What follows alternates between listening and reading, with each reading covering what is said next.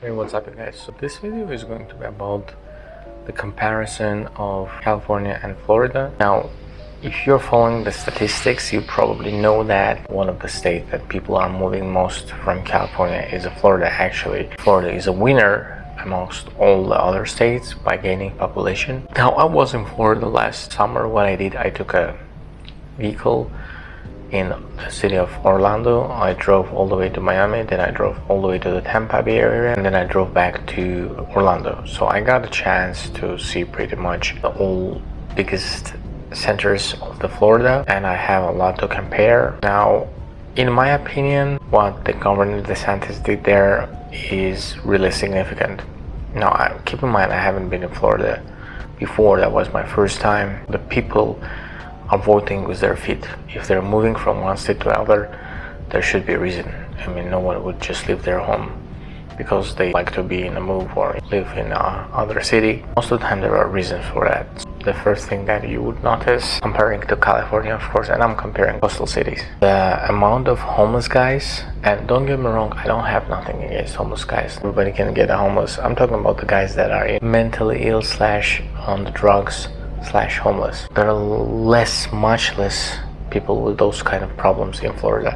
I'm not saying there are not homeless people in Florida, but comparing to what's going on in California, especially with cities like San Francisco, Los Angeles, that's not even a comparison. Second thing which I liked, obviously, in Florida is the low crime rates. Like, comparing to California, personally, from what I saw, at least, the people are not shoplifting as they do in California. People are not, although they can carry guns. I mean, obviously you can carry a gun everywhere. The amount of total crimes, at least from what I saw, was much less in Florida. The third thing that I liked about the Florida was affordability of the housing. Now, average house price in California is somewhere around $800, $800,000. In Florida, it's most of the time the half of that price.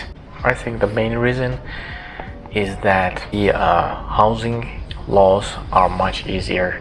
I mean, the construction laws are much easier in Florida than they are in California. So if you want to build a house, you get your license and start to build, from what I've heard from the people. The other thing is that the houses in Florida, they were built much more high quality standards. I think it was obviously because of the hurricanes. They are hurricane resistible, but overall, what I saw there, housing materials reminded me of what I've seen before in Europe, just with normal drywall and sheetrock as they do in California. Obviously, it would not be something that would resist the hurricane, but overall, yes, these things were much better in Florida. So if I would compare those two states, of course, it's like very general and subjective opinion. If they could implement those things in California, that would be just a huge win. At least fighting homelessness, dropping money on the problems, it will just bring more homeless guys inside. Going to those guys, trying to investigate the reason why those guys are homeless, why people are using drugs, where the drugs are coming from, the heavy drugs. I'm talking about fentanyl, things that kill people. Trying to fight them, trying to make a real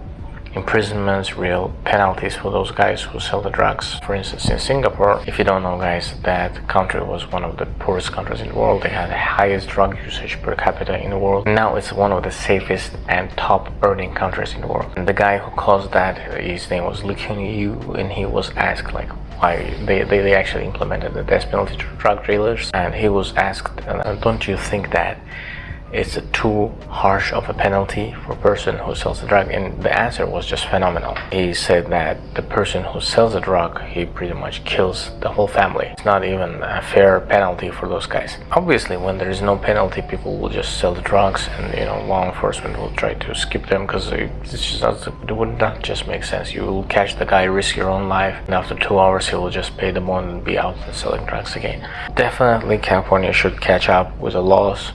I love California. Honestly, the Florida is beating almost every level. If you guys like this video, please don't forget to like and subscribe, and let me know what you think about this. Thank you for watching.